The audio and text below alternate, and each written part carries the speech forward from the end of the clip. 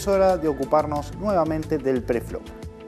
Para ello, hemos seleccionado una jugada que Harrington ha traducido como exprimidor y no es otra cosa que el squeeze.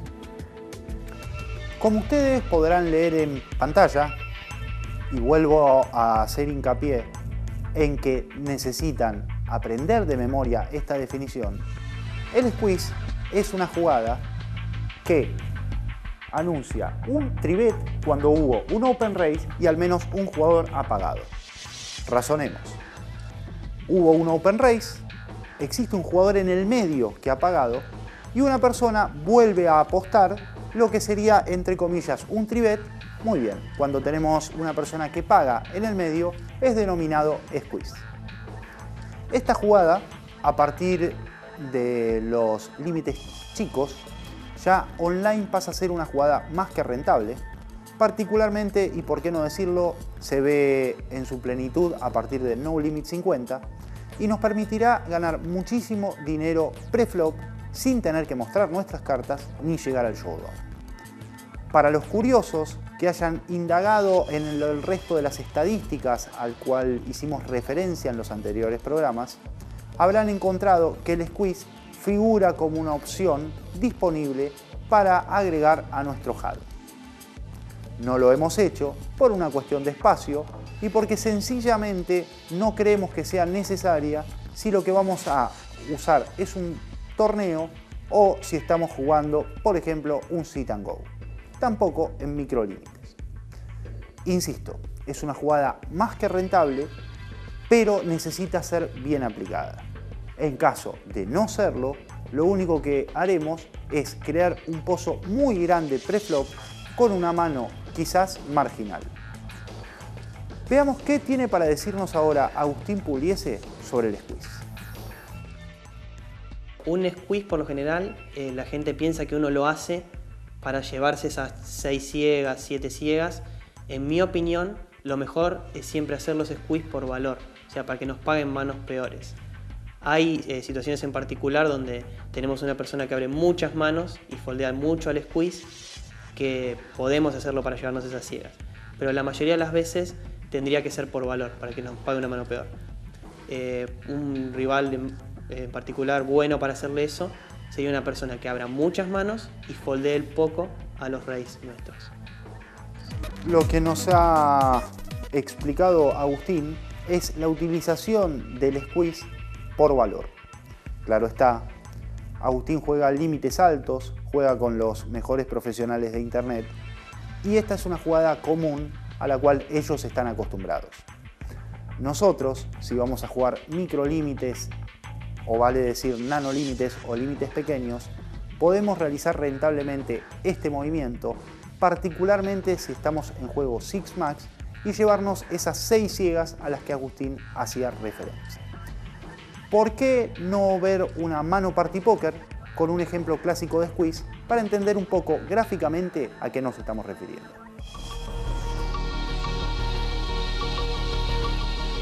Lo que vemos aquí es ciega chica, as J offsuit y ya hay un open race de 4 ciegas desde posiciones tempranas.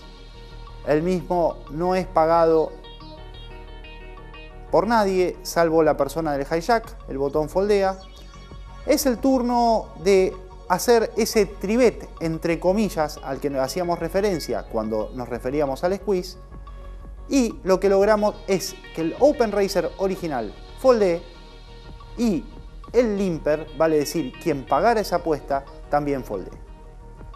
Como ustedes pueden ver, teníamos un tipo de mano como as J, que quizás sea lo más bajo de nuestro rango si lo queremos hacer por valor, pero no tuvimos necesidad de mostrar nuestras cartas, puesto a que nuestra jugada de squeeze fue exitosa y con ella nos hemos llevado el aumento de nuestro rival más el pago del otro villano. ¿Por qué no ver los factores que determinan cuándo es conveniente realizar un squeeze? Es una jugada que no debe ser hecha indiscriminadamente, puesto a que nuestros rivales se adaptarán, pero existen cosas como por ejemplo quién es el open racer, quién es el que paga, el que está en el medio del open racer y la persona que realiza el squeeze, y cuál es básicamente nuestra mano. Como ustedes pueden ver, empezando de atrás hacia adelante, As J dijimos que iba a ser la parte más baja de nuestro rango para realizar el squeeze. ¿Quién es el open racer? Muy bien. Nos deberemos fijar en nuestro HUD, buscar las estadísticas de los rivales y ver qué tipo de open race tiene esta persona. Asumiendo, por ejemplo, que tenga un open race muy bajo, sabremos que él habrá por valor, y si él llega a hacer el open race por valor y nosotros hacemos el squeeze por detrás, será muy difícil hacerlo foldear. En cambio, si tenemos un rival totalmente loose, que sabemos que le gusta hacer open race, será bastante más fácil poder hacerlo tirar su mano.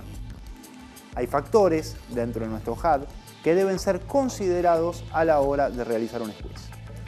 Si bien nos hemos dedicado a hacer referencia a que el squeeze como categoría única dentro del Hold'em Manager existe, hay otros datos como el tribet, el fold al tribet, el cuatribet, el fold al cuatribet, agresividad, etcétera, que nos darán un muy buen plano para saber si podremos o no realizar el squeeze ante un determinado rival.